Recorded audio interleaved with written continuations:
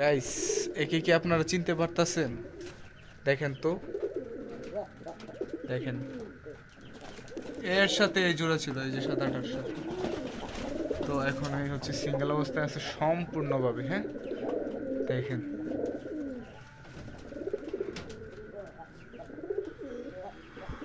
তো এর সাথে এখন আবার এই এটা ডিম নিয়ে বসে পড়ে। গাইস, কবুতরটা যার কাছে, যার বাড়িতে ছিল, দেখেন শুকায় গেছে, খাবার তো পেটে নাই, কি একটা অবস্থা।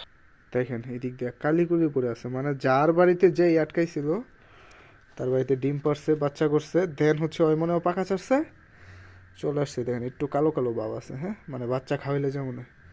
যাই হোক, ফাইনালি আমি আমার কবুতরটা পাইছি, শুক্রিয়া, আলহামদুলিল্লাহ।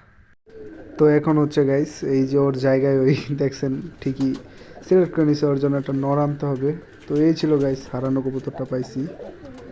এইটাই ছিল ভিডিও। ওই নটটা ডাকতেছে, যদিও যদিও ওর সাথে একটা জোড়া হয়ে গেছে অলরেডি।